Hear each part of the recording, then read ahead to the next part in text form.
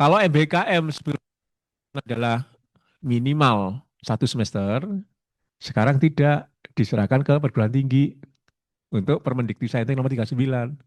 Nah itu balik lagi ke ekonomi perguruan tinggi. Dan kalau memungkinkan ada teaching industry, gitu ya.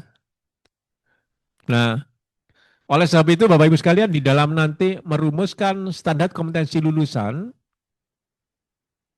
atau kita sebut dengan SKL yang nantinya diterjemahkan atau dirumuskan dalam CPL atau capaian belajar lulusan, maka beberapa yang perlu kita lihat adalah tadi Undang-Undang Nomor 12 harus ada.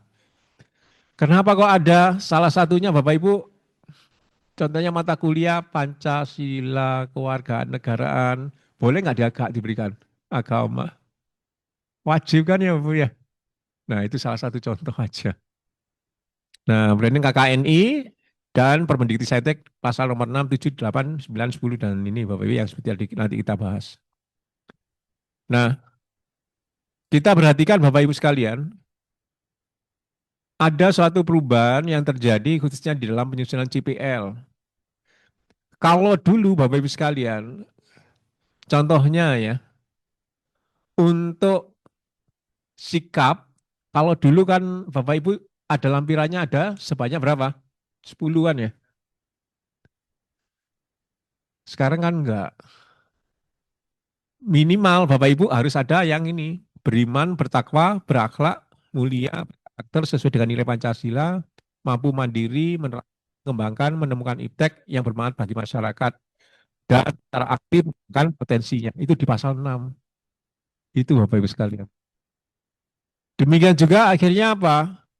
Kalau Bapak Ibu di nomor 3 tahun 2020 ada keterampilan umum, sekarang sudah tidak ada. Nggak ada di lampirannya kan Bapak Ibu di situ kan ya. Nah nanti kita lihat Bapak Ibu ya. Nah terus kemudian berikutnya untuk penguasaan iptek, nah yang tadi ini Bapak Ibu ya, dan juga keterampilan yang dibutuhkan dunia kerja dan kemampuan intelektual itu wajib ada. Disebutkan di mana? Pasal 7. Nah, itu Bapak Ibu ya. Nah, terus tadi yang melibatkan tadi D3 ya. Dan juga kalau mempunyai asosiasi profesi atau prodisjenis, nah itu dilibatkan. Dengan memperhatikan apa? Nah, itu tadi visi, misi, ya ini Bapak Ibu ya. Jadi masuk di dalamnya. Nah, oleh sebab itu, kalau kita gambarkan, ini juga nggak bisa Mas, harus keluar dulu.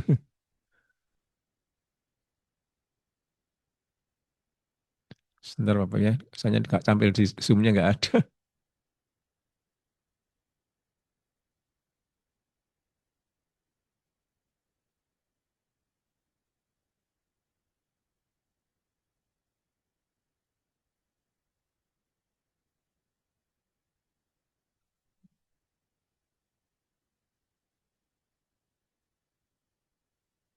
Sebentar ya. Ini karena di layar saya dengan di sana masih tetap nggak berubah, jadi saya harus keluar. Nah, ini yang lebih jelas.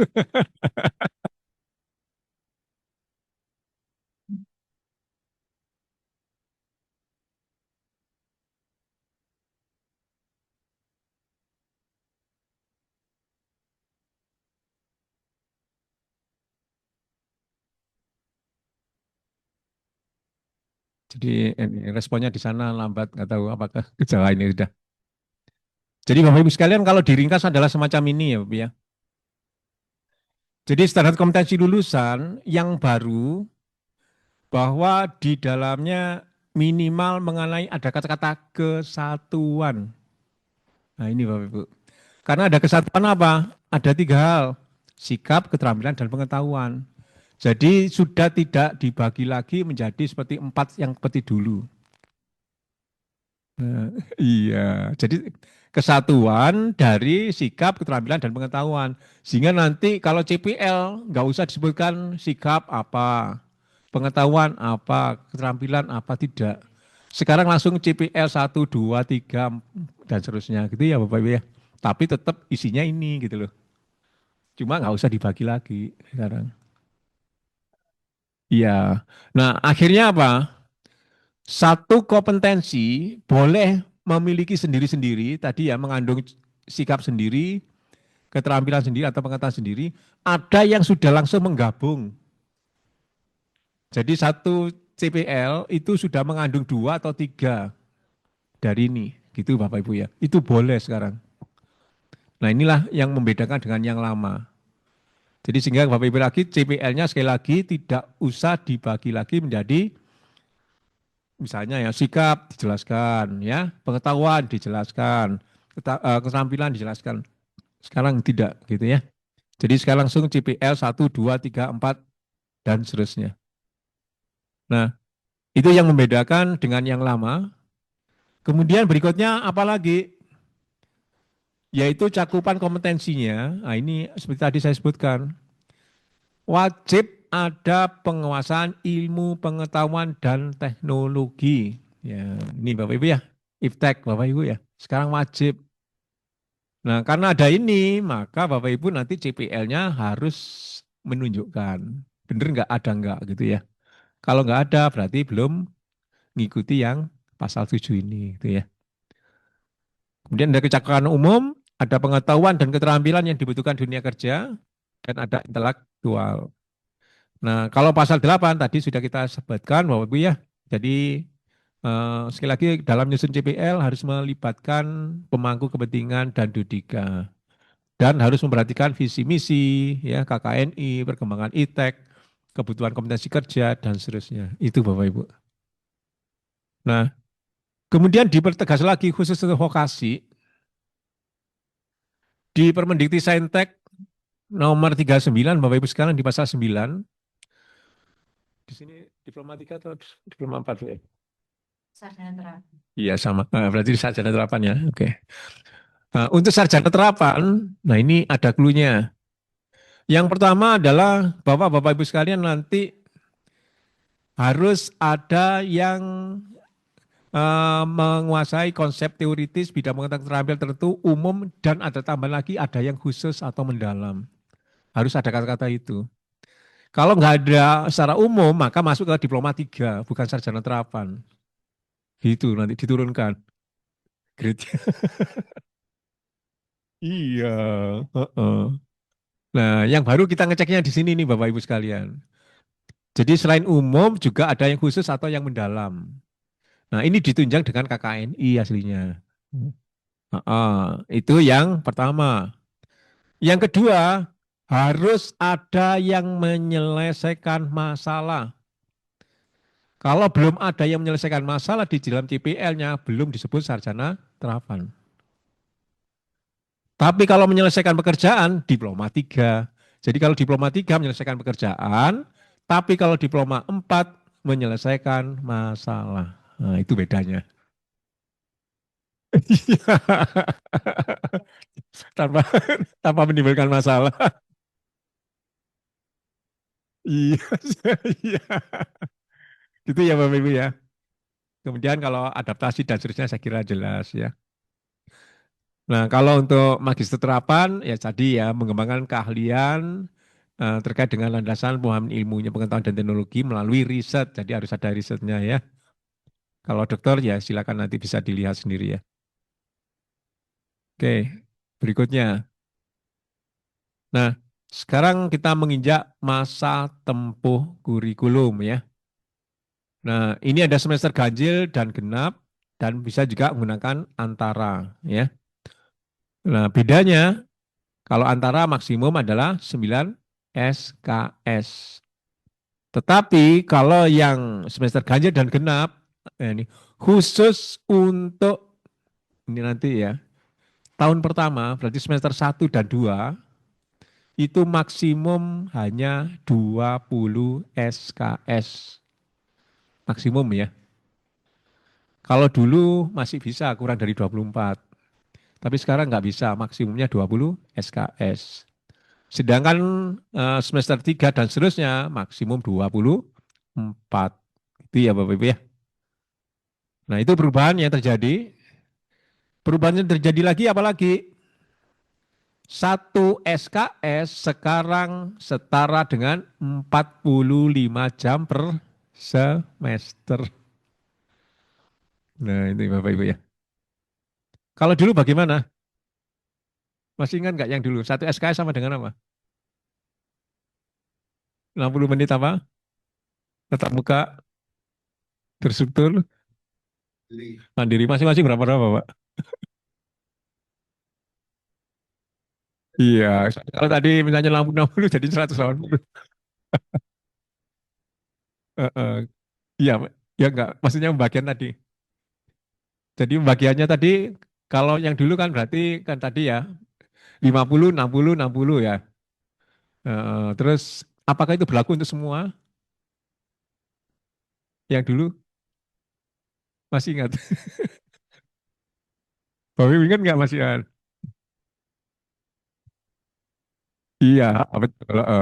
Jadi kalau yang dulu, Bapak Ibu sekalian, dibedakan antara kuliah, ya Bapak Ibu ya, atau tutorial atau responsi dengan seminar, dengan praktikum, ya, dengan kayak PKL atau magangnya itu juga dibedakan.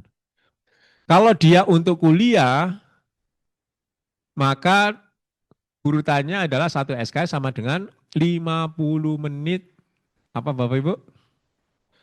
Heeh, tatap muka istilahnya yang paling lama sudah nggak dipakai. Itu yang di nomor 44 masih lama. Yang nomor 3 tahun 2020 dipakai adalah proses belajar. Iya, iya, bukan. Istilahnya ganti. Sekarang ganti lagi Bapak Ibu. Istilahnya apa? Belajar terbimbing yang nomor 39. Jadi kalau Bapak Ibu menggunakan tatap muka berarti sudah melanggar tiga, tiga keputusan menteri. Sudah ganti soalnya sudah 3 kali ganti. Iya, atau tidak mengikuti. Iya, sekarang ganti belajar terbimbing. Iya, kenapa Bapak Ibu kok iya, kenapa kok diganti kok belajar terbimbing?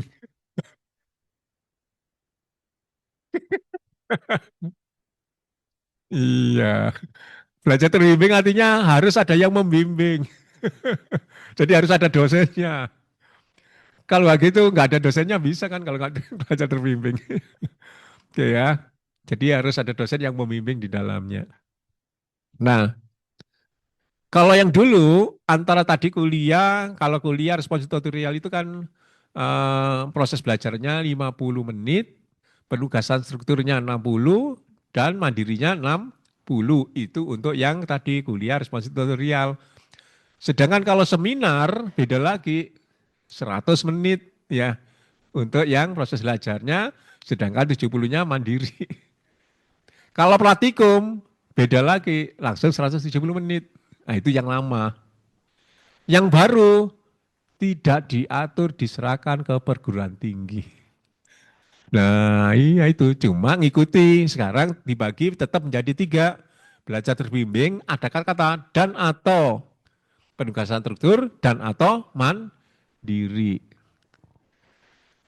Jamnya diserahkan ke perguruan tinggi. Tapi antar prodi harus sama dalam satu institusi karena harus di-SK-kan. Gitu Bapak Ibu. Karena kalau gitu di sektorat kan ditanya, kok bisa menentukan beda-beda nanti gitu, jadi temuan. Nah, aslinya Bapak Ibu sekalian, kalau kita lihat 45 jam per semester itu aslinya sama dengan 170 menit. Dari mana kok bisa sama? Bapak Ibu coba satu semester itu berapa minggu minimal? 16 kan ya? Berarti 45 jam dibagi 16 ketemunya adalah sekitar 2,8 berapa gitu kan ya? Itu adalah jam. Dikalikan sesuai menit, dikalikan dengan 60, ketemunya 168, berapa, dibulatkan jadi 170 menit, aslinya sama 170 menit. Iya. Nah, kemudian Bapak Ibu sekalian, karena ada kata-kata belajar terbimbing dan atau penugasan tersebut dan atau mandiri, misalnya ya, apakah boleh kita masih pakai 50, 60, 60? Boleh, karena diserahkan ke perguruan tinggi. Apa boleh kita rubah misalnya ya, belajar terbimbingnya 100 misalnya gitu kan ya. Terus kemudian yang penugasan struktur 35, mandirinya 35. Boleh apa enggak? Boleh.